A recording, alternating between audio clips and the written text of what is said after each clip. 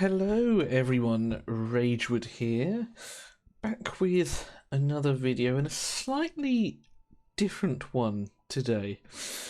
Today we've got a little bit of a sneak peek on the dungeon bosses, or the elemental dungeon bosses for the Otherworld. So obviously very soon, very soon at the time of recording this, we're going to have to build 15 teams to kill the chief challenge bosses that we're currently facing. But if you can't reach a certain threshold in score, like 22 million, oftentimes it's better to fight these bosses.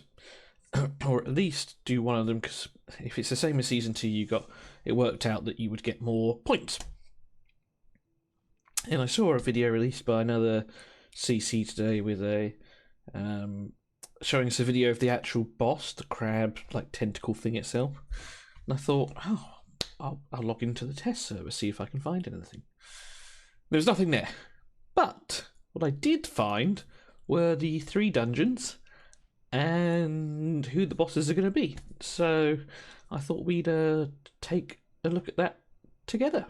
So if I go into the adventure mode, now by the way, I don't know if I'm supposed to be showing this or not, and if I'm not, I do apologise, and I will take it down if I have to. But I was able to travel to Sea of the Dead, which took me to this place here. So this is what the map is going to look like. This obviously Fissure of Giga Tentacles is going to be where the boss thing is.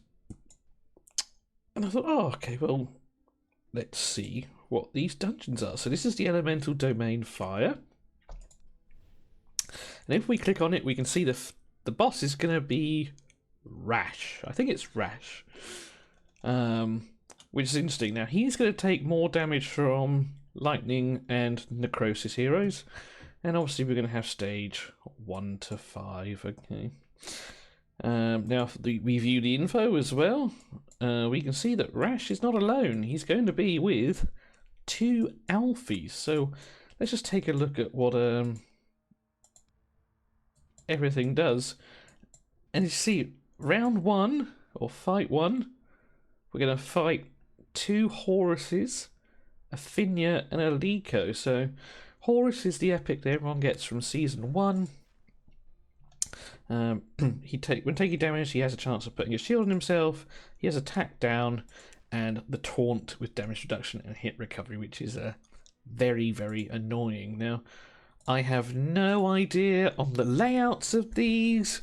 I imagine that they're going to be in Horus is going to be at the front, and Finya's going to be in behind with Liko. Now, Fira, not Finya.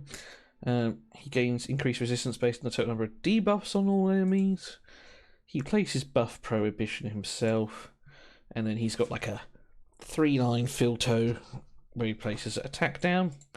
Then we also have Liko. Liko does a little bit of healing, defense up, and also puts buff prohibition herself. So this is going to be the first wave. The second wave, we're going to have double Isolde, so lots of shields with Goom, or Gum, and Catherine.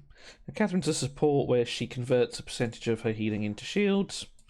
Gum I don't actually have because I didn't play Season 1. He has a 30% chance of dispelling a debuff from a random ally, places attack penalty and blind, and he's got a stun. And then Isolde we know also has defense up, shields, and attack penalty. So then wave 3, or the boss, you've got these 2 alphies. Now, he doesn't do too much damage himself. His ultimate actually increases the wild proc chance by allies by 50%. Now, if both of these use them at the same time, does the 50% stack? So 50% of 50% would be 75% increased chance, which means, I guess if you add the 75% chance to the 30, Rash is always going to wild proc. I don't know, just spitballing here. Each successful wild check by an ally grants an extra 10% attack up to the hero permanently. His battle skill just does a little bit of damage. And then, as I say, he's got the Nexus. Now, no immune to control effects. We all expect that. And then he gains Heartfire for 4 seconds upon an ally's wild check. The hero's wild check automatically succeeds, and his ultimate skill has extra effects when he has Heartfire. So, yeah, could potentially sting a little. He shoots an arrow at the enemy, dealing fire damage, and the damage then spreads, dealing fire damage to other enemies. And the ultimate, he shoots a powerful arrow at the enemy, dealing fire damage. If the hero has Heartfire when casting, the skills increase by 30%, and he gets ult energy back. So this is going to be the first elemental fire dungeon with, I think it is Rash. Let me just make sure we've got his name right just here. Yes, Rash. So it is going to be this guy just here is going to be the boss. So moving on from here then, we'll just take a quick little jaunt up the road. And we come to the second dungeon. So we're back under the sea, just like Sebastian sings. Da, da, da, da. Anyway, Elemental Domain Ice Dungeon. So, this one is going to be Eladia. Now this is the new hero, like the that we're trying to get right now. Just like Ardreth was in Season 2.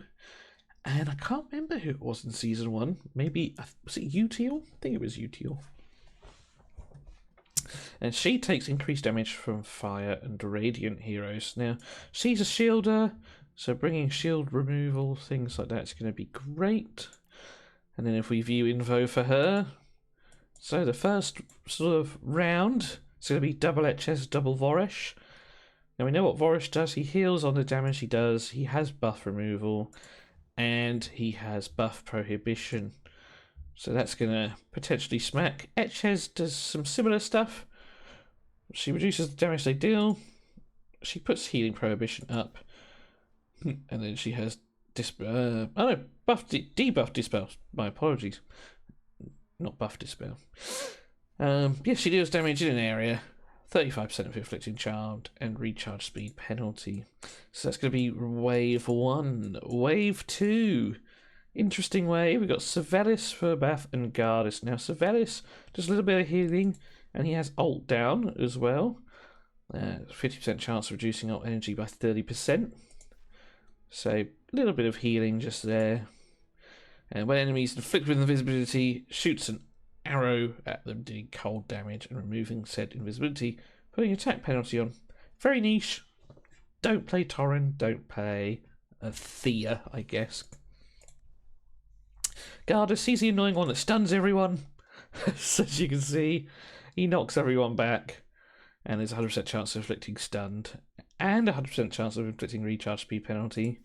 Spell of skill does attack penalty. And the hero has a 25% chance to immunize the inflicted debuff. Each time a hero gets immune, receives ultimate up. And in Furbath, heals the team, has attack down, and can cleanse. You know what he does. And then Eladia. So, here we come to Eladia. Now, she is a shielder. And when an ally with a shield takes damage, there is a 20% chance of inflicting attack penalty. She also grants us a shield at the start of the fight. Once again, she is immune to control.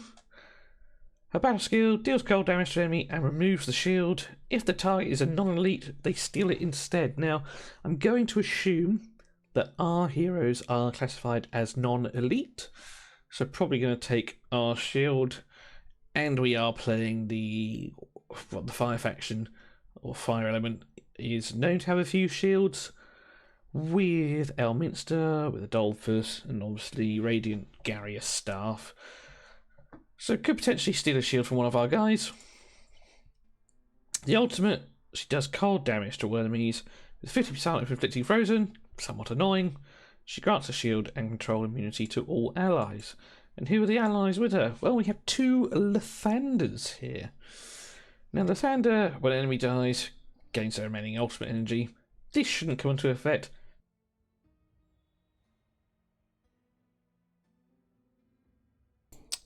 Right, we are back, because my new wireless headset died, so we've had to plug it in.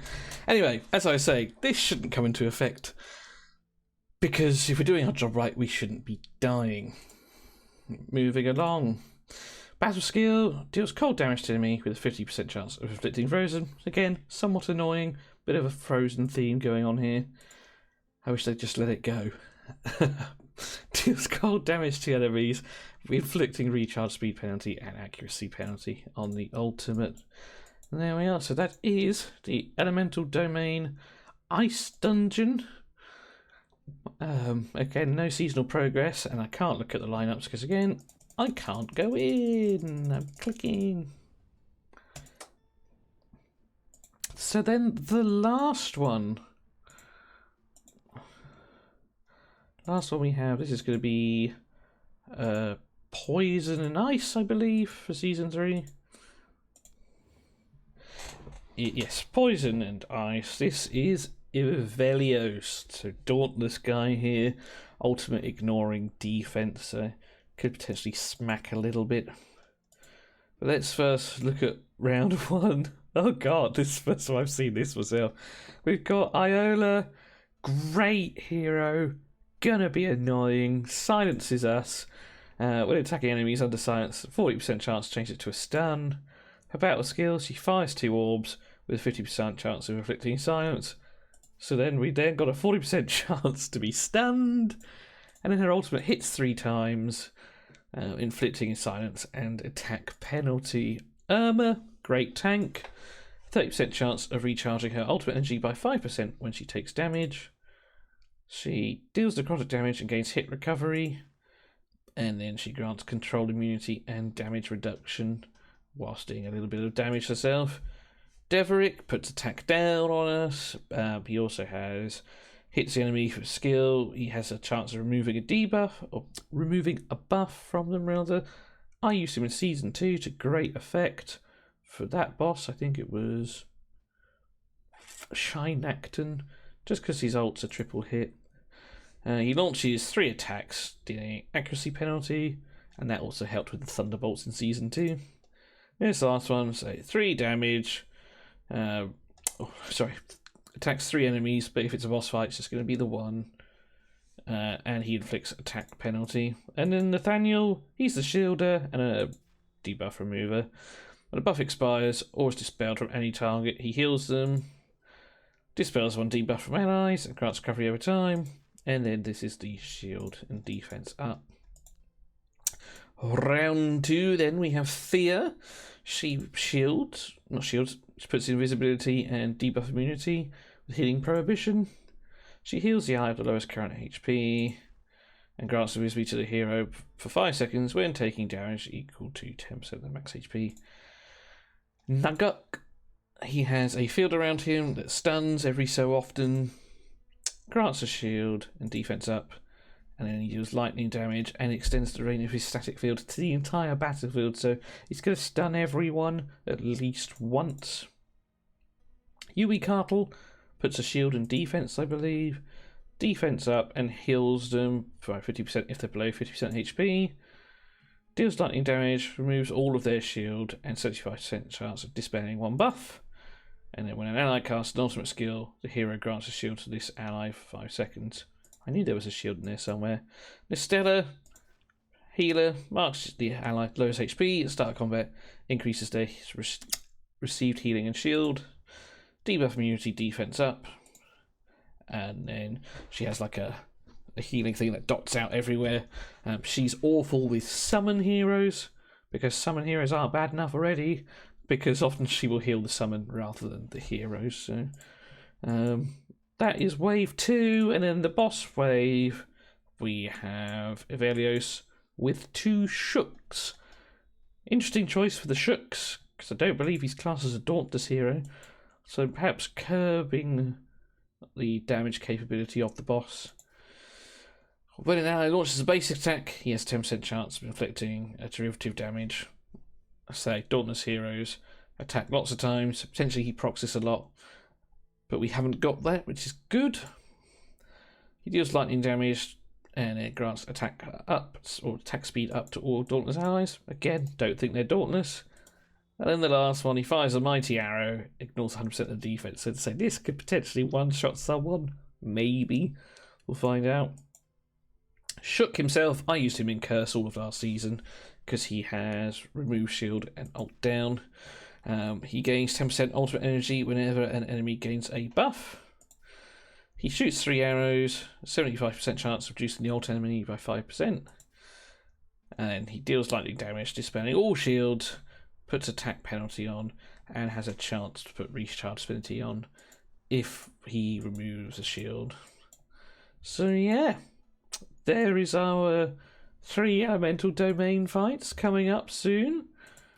It's exciting. I can't wait to sort of jump in and play myself. Now just remember, guys, if you can do 22 million to the Otherworld bosses when this comes out, it is better to do that rather than one of these domains. But if you can't, again, generally, assuming it works the same, you will end up getting more points by doing one of these and claiming your quest for the day. That's it. That's all I've got for you today. When I see more, of course, I will share it with you. I'm sure you all follow the big time streamers and CC creators as well, so keep a lookout for stuff they put up too. But yeah, there is nothing else on this map at the moment or anything like that. I can't see anything else, but hopefully this helps you plan a little bit for the upcoming fights. As always, look after yourselves, take care, work hard, but play harder, and I'll see you in another one soon. Cheers.